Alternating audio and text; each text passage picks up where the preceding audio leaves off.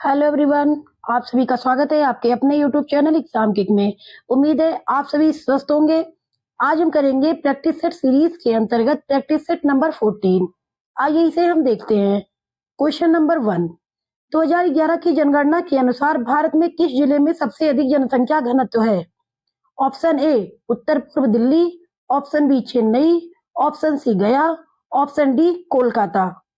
इसका आंसर होगा option A उत्तर पूर्व दिल्ली। 2011 की जनगणना के अनुसार भारत में सर्वाधिक जनसंख्या घनत्व वाला जिला उत्तर पूर्व दिल्ली है। यहाँ की जनसंख्या घनत्व कितना है? 36,155। कितना? 36,155। Question number 2।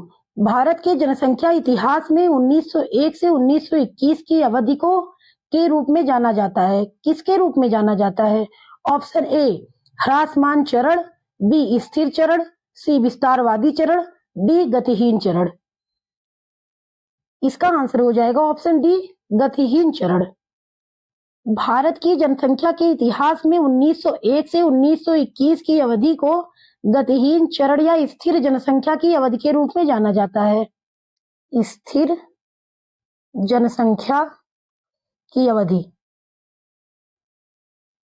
इसी अवधि के दौरान जनसंख्या में नकारात्मक वृद्धि दर दर्ज की गई थी।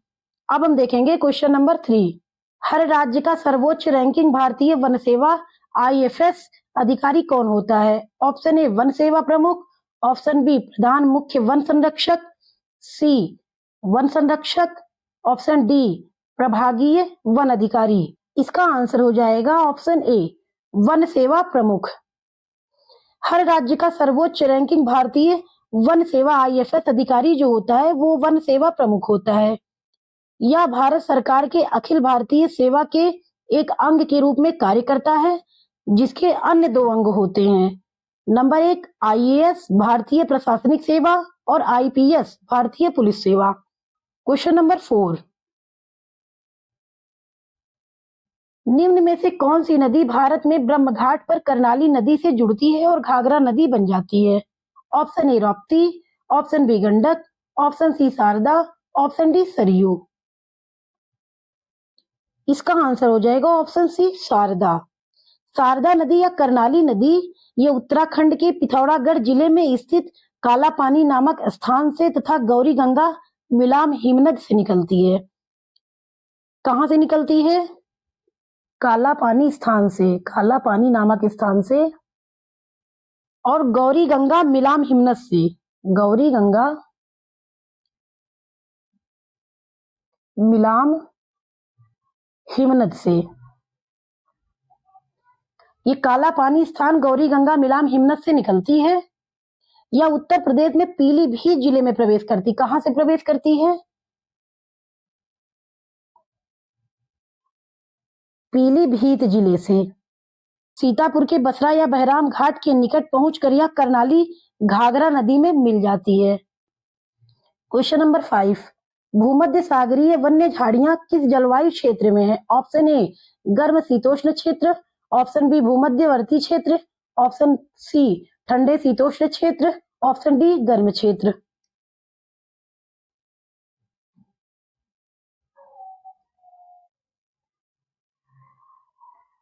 इसका आंसर हो जाएगा ऑप्शन ए गर्म शीतोष्ण क्षेत्र। भूमध्य सागरीय वन्य झाड़ियां गर्म शीतोष्ण जलवायु क्षेत्रों में पाई जाती हैं। कहाँ पाई जाती हैं? वन्य झाड़ियां जो हैं ये गर्म शीतोष्ण जलवायु क्षेत्रों में पाई जाती हैं। छोटी झाड़ियां भूमध्य सागरीय प्राकृतिक वनस्पति की विशेषता है। कैलिफोर्निया में इन झाड़ियों को हम चेपरॉल कहते हैं। क्या कहते हैं? चेपरॉल। यह उष्ण कटिबंधीय और शीत कटिबंध के बीच का क्षेत्र कहलाता है। यहाँ गर्मी और सर्दी के मौसम में तापमान में अधिक अंतर नहीं होता है। अब हम देखेंगे क्वेश्चन नंबर 6। विश्व में सर्वाधिक जूट कहाँ पैदा होता है? Option A Bharat, option B Bangladesh, option C चीन, ऑप्शन डी बर्मा। इसका आंसर हो जाएगा ऑप्शन ए भारत में। कहां पर? भारत में। भारत विश्व में जूट तथा जूट से बने वस्तुओं का सबसे बड़ा उत्पादक है। भारत में पश्चिम बंगाल का जूट उत्पादन में अति महत्वपूर्ण स्थान है। यह विश्व का 55% तथा बांग्लादेश विश्व का 41.9% जूट उत्पादन करता है। भारत का स्थान जो है विश्व में कितना है? 55%। और बांग्लादेश का कितना है? 41.9%। और भारत में सर्वाधिक जूट उत्पादन पश्चिम बंगाल करता है। अब हम देखेंगे question number 7। Option A Bharatiya State Bank SBI का, option B LIC of India Bharatiya Jeevan Bima Nigam का, option C Lok Sabha, option D प्रधानमंत्री कार्यालय का। इसका आंसर हो जाएगा option B LIC of India Bharatiya Jeevan Bima Nigam का। यह LIC of India Bharatiya Jeevan Bima Nigam का आदर्श वाक्य है। Question number 8। निम्नलिखित में से किस बहुपक्षीय बैंक में सभी अंशधारकों के पास एक समान प्रारंभिक अभिदान शेयर होता है? इसका आंसर होगा option B New Development Bank. New Development Bank बहुपक्षीय बैंक में सभी अंशधारकों के पास एक समान प्रारंभिक अभिदान शेयर होता है। एनडीबी की स्थापना वर्ष 2014 में हुई थी। कब हुई थी? वर्ष 2014 में। स्थापना जो है 2014 में।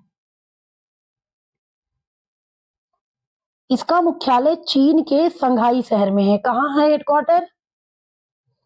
चीन के शंघाई। चीन के शंघाई में। यह ब्रिक्स देशों द्वारा स्थापित और संचालित एक बहुपक्षीय विकास बैंक है। एशियाई बैंक की इसकी स्थापना 1966 ईस्वी में एशियाई देशों के विकास के लिए की गई थी। Question number 9। भारत में मुद्रास्फीति लक्ष्यीकरण कौन सा संगठन करता है? ऑप्शन ए भारतीय रिजर्व बैंक, ऑप्शन बी वित्त आयोग, option C NITI Aayog, option D भारतीय प्रतिभूति एवं विनिमय बोर्ड।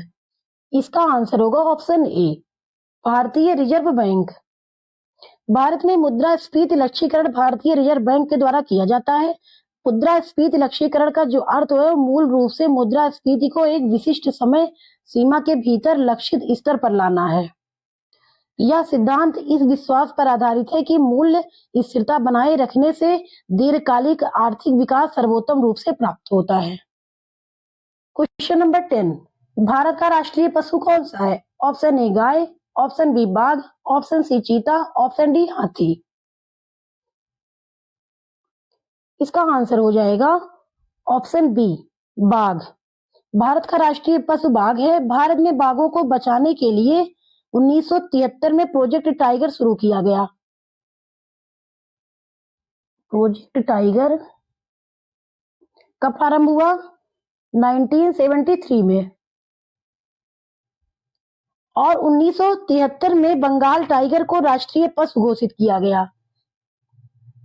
1973 में ही बंगाल टाइगर को राष्ट्रीय पशु घोषित किया गया। इससे पहले शेर भारत का राष्ट्रीय पशु था।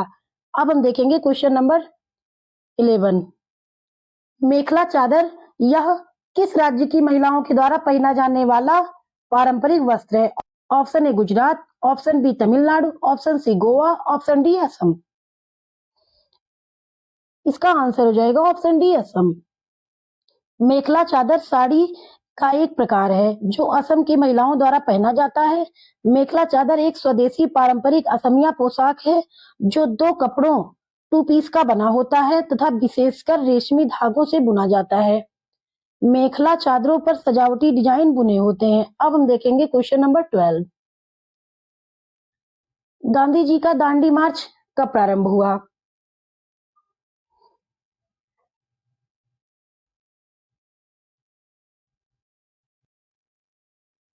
इसका आंसर होगा ऑप्शन बी अहमदाबाद से। महात्मा गांधी अपने 78 स्वयंसेवकों के साथ 12 मार्च 1930 को अहमदाबाद में स्थित साबरमती आश्रम से दांडी मार्च शुरू की। 78 ये 78 स्वयं सेवकों के साथ में 12 मार्च 1930 को। कब?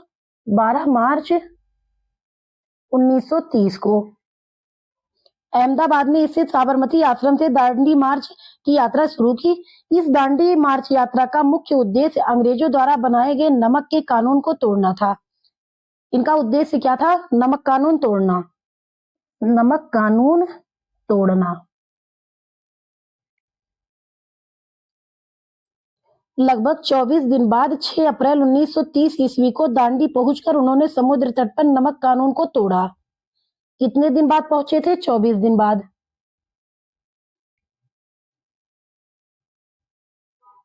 कब पहुंचे थे? 6 अप्रैल 1930 को।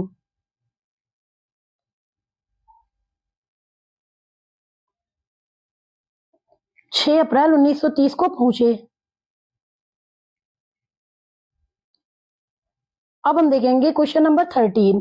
गांधी जी और डॉक्टर बी आर अम्बेडकर के बीच हुए पूना समझौते पैक्ट पर हस्ताक्षर कब हुए?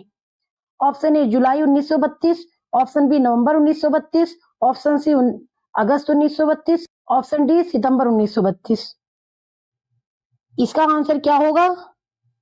24 सितंबर 1932। Option D. कब? 24 सितंबर 1932 को पूना समझौता हुआ। अब हम देखेंगे क्वेश्चन नंबर 14। चंद्रगुप्त के पुत्र का नाम बताएं जिन्होंने 298 से 272 ईसा पूर्व के बीच शासन किया और संपूर्ण भारत में साम्राज्य को बढ़ाया था। Option A Harshvardhan, option B Aniruddh, option C Bindusara, option D Vasudev. इसका आंसर हो जाएगा ऑप्शन सी बिंदुसार। बिंदुसार मौर्य वंश के शासक थे जो चंद्रगुप्त मौर्य के पुत्र थे। बिंदुसार को अमित्रघात सिंहसेन, क्या क्या? अमित्रघात और सिंहसेन कहा जाता है। बिंदुसार मौर्य शासक अशोक के पिता थे। बिंदुसार की मृत्यु 272 ईसा पूर्व कुछ तथ्य के अनुसार कब हुई थी? 268 ईसा पूर्व में हुई थी। अब हम देखेंगे क्वेश्चन नंबर 15। विश्व का एकमात्र कौन सा देश है जो बाघों और शेरों को उनके प्राकृतिक आवास में रखता है? Option A Bhutan, option B Bharat, option C Myanmar, option D Nepal. इसका आंसर होगा ऑप्शन बी भारत। कौन? भारत। भारत विश्व का एकमात्र ऐसा देश है जो बाघों और शेरों को उनके प्राकृतिक आवास में रखता है। नवीनतम बाघ जनगणना 2023 के अनुसार भारत में बाघों की संख्या कितनी है? 3167। 2023 के अनुसार 3167 बाघों की संख्या कितनी है? 2023 के अनुसार 3167 है। और 2021 में भारत में शेरों की संख्या कितनी थी? 2021 में 674 थी। 2021 में भारत में शेरों की संख्या 674 थी और 2023 में 3167 है। उम्मीद है आप सभी को हमारा कंटेंट बहुत अच्छा लग रहा होगा। इसी तरह और कंटेंट के लिए हमारे वीडियो को लाइक, शेयर तथा हमारे चैनल को सब्सक्राइब अवश्य करें। धन्यवाद।